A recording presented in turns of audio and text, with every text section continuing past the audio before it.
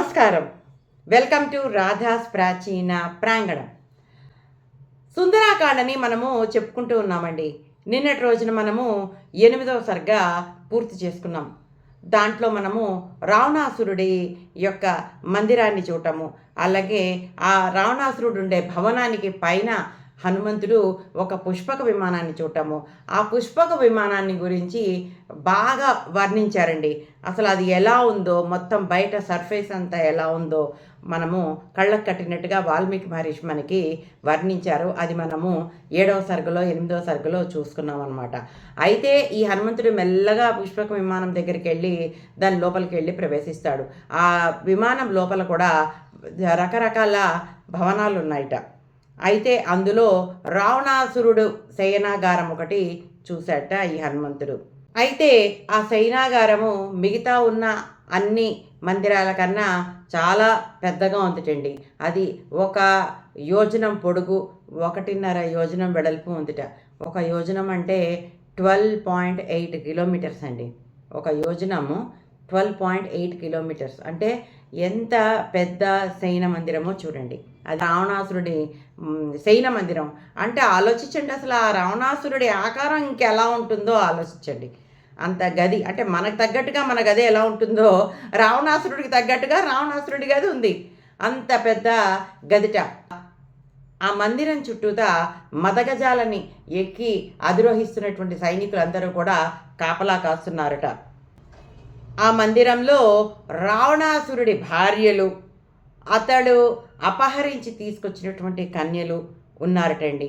ఆ మందిరాన్ని చూసి హనుమంతుడు నిశ్చేష్టుడైపోతాడు. ఆ అందం ఏంటి, ఆ వైభోగం ఏంటి, ఇదేమిటి అసలు ఇంత వైభవపేతంగా ఉంది. లక్ష్మీదేవి చాలా చంచలమైనది, అసలు స్థిరంగా ఎక్కడ ఉండదు. ఓన్లీ ఇంద్రుడి దగ్గర, మళ్ళీ కుబేరుడి దగ్గర మాత్రమే లక్ష్మీదేవి ఉంటుంది. కానీ అసలు ఆ కుబేరుడి దగ్గరవి, ఆ ఇంద్రుడి దగ్గర ఉన్న సంపదలు ఈ రావణాసురుడి మందిరంలో ఉన్న సంపదల కన్నా అసలు తీసికట్టుగా ఉన్నాయి. ఇంత సంపద ఏంటి, ఇంత వైభోగం ఏంటి, ఇంత వైభవం ఏంటి, ఇక్కడ రావణాసురుడి దగ్గరే లక్ష్మీదేవి ఉండిపోయింది స్థిరంగా అని చెప్పేసి హనుమంతుడు తనలో తను మనసులో అనుకుంటూ ఉంటాటండి. ఆయన చూడండి, ప్రతి చిన్న విషయము అలా చూసుకుంటూ అలా ఆయనలో ఆయనే మాట్లాడుకుంటూ అలాగా చూస్తూ ఉన్నాడనమాట. ఆశ్చర్యపోతూ ఆ మందిరాన్ని చూస్తూ ఉన్నాడనమాట. అసలు ఇంత మంచి మందిరము రావణాసురుడు ఎలా తెచ్చేసుకున్నాడో ఆ కుబేరుడి దగ్గర నుంచి అని చెప్పి ఆ కుబేరుడు వృత్తాంతం గుర్తు చేసుకున్నట్ట. ఆ కుబేరుడేమో బ్రహ్మ కోసం తీవ్రమైన తపస్సు చేసి ఈ పుష్పక విమానాన్ని వరంగా పొందితే ఇది బాగా నచ్చిన రావణాసురుడు కుబేరుణ్ణి యుద్ధంలో ఓడించేసి గెలుచుకుని తెచ్చేసుకున్నాడు తన మందిరానికి. అలాంటి ఈ మందిరం ఏంటి, ఇందులో ఇన్నిన్ని వైభోగాలు ఏంటి, ఇందులో ఈ రావణాసురుడి భార్యలు వీళ్ళందరూ ఉండడం ఏంటి అని అలా కళ్ళార్పకుండా ఏదో ఆశ్చర్యపోతూ చూస్తూనే ఉన్నట్టండి. ఇవన్నీ ఎప్పుడూ హనుమంతుడు చూడలేదు కదండి. అవన్నీ చూసి ఆశ్చర్యపోతూ ఉన్నట్ట. అయితే ఆ వెండి బంగారు స్తంభాల మీద తోడేళ్ల బొమ్మల్ని చిత్రీకరించి ఉంచారట. అక్కడ మెట్లు మేలిమి బంగారంతో చేసి ఉన్నాయట. కిటికీలు బంగారంతోనూ స్ఫటికంతోనూ తయారు చేసి ఉన్నాయట. కొన్నేమో పెద్ద పెద్ద కిటికీలట, కొన్నేమో చిన్న చిన్న కిటికీలట, కొన్నేమో అలంకారార్థం పెట్టారట. అవన్నీ కూడా బంగారంతో చేసే ఉన్నాయట. అక్కడక్కడ ఉన్న ఆ వేదికలన్నింటినీ కూడా వజ్రాలతోటి వైఢూర్యాలతోటి తాపడం చేసి ఉంచారట. ఆ విమానం అంతా కూడా సుగంధాలు పరిమళాలు రావాలని చెప్పేసి రక్త చందనాన్ని, అలాగే సుగంధభరితమైన చందనాన్ని, అగరు చందనాల్ని మొత్తం అంతా ఆ విమానానికి పూసారట. అలా ఉన్నటువంటి ఆ విమానంలో ఎక్కడి నుంచో మంచి వంటకాల రుచులు, వాసనలు వచ్చేసాయట. హనుమంతుడు ఆ వాసనలను అనుసరించి అలా ముందరికి సాగాట. అలా వెళ్తూ ఉంటే ఈ రావణాసురుడి మందిరం కనిపిస్తుంది అన్నమాట. అక్కడ ఆ మందిరము చాలా అందంగా ఉందిట. ఆ మందిరంలో భూమి మీద పరిచినటువంటి కంబళి మీద మనం ఇప్పుడు కార్పెట్స్ అనుకుంటాం కదండీ! అలా మంచి మంచి కార్పెట్స్ అన్నీ కూడా అక్కడ పరిచి ఉన్నాయట. వాటి మీద ఎలా వీవింగ్ చేశారంటే మన భూమి మీద ఉన్నటువంటి పర్వతాలు, ఆ పర్వత సానువులు, అక్కడి నుంచి జలపాతాలు, ఆ తర్వాత పచ్చిక బయళ్ళు ఇవన్నీ అందంగా కనిపించేలాగా ఆ కంబళి నేయబడి ఉందిట. మందిరం అంతా కూడా తెల్లగా హంసలాగా ఉందిట. మంచి సుగంధభరితమైన అగరు ధూపాలతోటి, పుష్పమాలలతోటి, పుష్పాలతోటి చాలా శోభాయమానంగా మంచి సుగంధ పరిమళ భరితంగా ఆ మందిరం ఉందిట. అసలు ఆ మందిరాన్ని చూస్తే లక్ష్మీ కళ ఓడిపోతుందిటండి.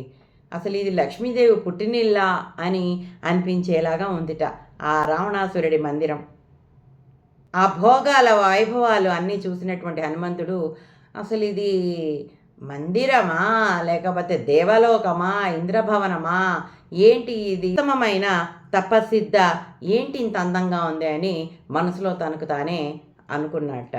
అయితే ఆ మందిరంలో వెలుగు రావడం కోసమని బంగారు దీపాలని కార్నర్స్లో వెలిగించి ఉంచారట. దీపాల కాంతికి తోడు రావణాసురుడి తేజస్సు కూడా కలిసి ఆ మందిరం అంతా కూడా ప్రకాశంతో వెలిగిపోతోందిట. అది చూసి ఎవరైనా అసలు ఏంటిది మండుతోంది ఏంటి ఆ మందిరం అన్నంత కాంతిగా ఉందిటండి. అయితే అక్కడ పరిచి ఉన్న కంబళి మీద ఉత్తమ గుణసంపన్నులైనటువంటి స్త్రీలు ఎందరో కనిపించారట. మధువు మత్తులో ఒళ్ళు తెలియకుండా నేల మీద పడుకున్నారట. అసలు ఆ స్త్రీలందరూ కూడా చాలా అందంగా ఉన్నారట. మంచి మంచి నగలు వేసుకున్నారట. అంటే పెద్ద పెద్ద పెండెంట్స్ ఉంటాయి కదా, ఆ పెండెంట్స్ దగ్గర నుంచి చెప్పారండి వాల్మీకి మహర్షి. కొన్నేమో చక్రవాకం పక్షుల్లా ఉన్నాయని, కొన్ని హంసల్లా ఉన్నాయని, పెద్ద పెద్ద హారాలు ధరించారని, వాళ్ళు చాలా మేనిఛాయ బంగారు రంగులో ఉందని, చాలా అందమైన వస్త్రాలు ధరించారని, అలాగా రావణాసురుడితోటి క్రీడించి అలసిపోయి అందరూ నేల మీద మత్తుగా పడుకున్నారని రకరకాలుగా ఆ స్త్రీలందరి గురించి వర్ణించారండి వాల్మీకి మహర్షి. హనుమంతుడు వాళ్ళందరినీ అలా చూస్తూ ఉంటాడనమాట. అంటే లాస్ట్కి అలా చూసి చూసి ఈ వీళ్ళల్లో ఎవరైనా సీత ఉందా అని వెతుక్కుని ఒక్కసారిగా అబ్బబ్బబ్బా ఆ మహాసాధ్వి సీత ఇందులో ఎందుకుంటుంది అని చెప్పేసి అనుకున్నట్టండి. అయితే అక్కడ ఉన్న స్త్రీలలో ఒక్క స్త్రీని కూడా రావణాసురుడు బలవంతంగా తీసుకురాలేదండి. అంటే యుద్ధాలలో గెలిచి మరి ఆ కన్యల్ని తను తెచ్చుకున్నట్ట. అంతేకాకుండా కొంతమంది స్త్రీలు ఈ రావణాసురుడి పరాక్రమాన్ని చూసి వాళ్ళంతటా వాళ్లే వలచి వచ్చారటండి. వాళ్ళంతటా వాళ్లే రావణాసురుడికి లొంగిపోయారటండి. వాళ్ళు భార్యలుగా ఉండిపోయారట. అంతేగాని ఇలా బలవంతంగా తీసుకొచ్చింది ఒక సీతని మాత్రమేటండి. టైము దగ్గరకు వస్తే అంతే. ఎంతో బలపరాక్రమంతుడైన రావణాసురుడేంటి ఒక ఆడదాని కోసము అలాగా రావటం ఏమిటి? ఇదంతా కూడా విధి విలాసం కాకపోతే ఏంటి చెప్పండి? ఒక్క సీతాదేవిని తప్ప ఎవరిని బలవంతంగా తీసుకురాలేట రావణాసురుడు. అప్పుడు ఆ స్త్రీలలో సీతాదేవి ఉందేమోనని కాసేపు అనుకుని వెంటనే చచా అలా ఎందుకుంటుంది ఆ మహాసాధ్వి, ఎక్కడో రాముడి కోసం బాధపడుతూ ఉంటుంటుంది, అయ్యయ్యో ఇంకా నాకు కనిపించలేదే, వీళ్ళలో సీతాదేవి లేదే అని హనుమంతుడు మళ్ళీ బాధపడతాడట. చూసారా అండి, అడుగడుగున ఆ సీతాదేవిని వెతకడానికి ఆ హనుమంతుడు ఎంత బాధపడుతున్నాడో చూసారా మీరు? ప్రతి ఇంటికి వెళ్ళాడు, ప్రతి ఇల్లు వెతికాడు, ప్రతి మూల వెతికాడు, ఆఖరికి తలుపు వెనకాల ఉందేమోనని తలుపు వెనకాల మంచాల కింద కూడా వెతికాడండి పాపం ఆయన. అలా వెతికి వెతికి వెతికి ఒక దగ్గర ఆగడం, అయ్యో దొరకలేదే అని బాధపడడం, అలా వెళ్ళటం, అలా అలా అలా రావణాసురుడి మందిరం దాకా వస్తే అక్కడ కూడా సీతాదేవి లేదే అని బాధగా హనుమంతుడు ఉన్నట్టండి. మిగతా విషయాలు వచ్చే సరుకులో తెలుసుకుందాం. అంతవరకు సెలవు.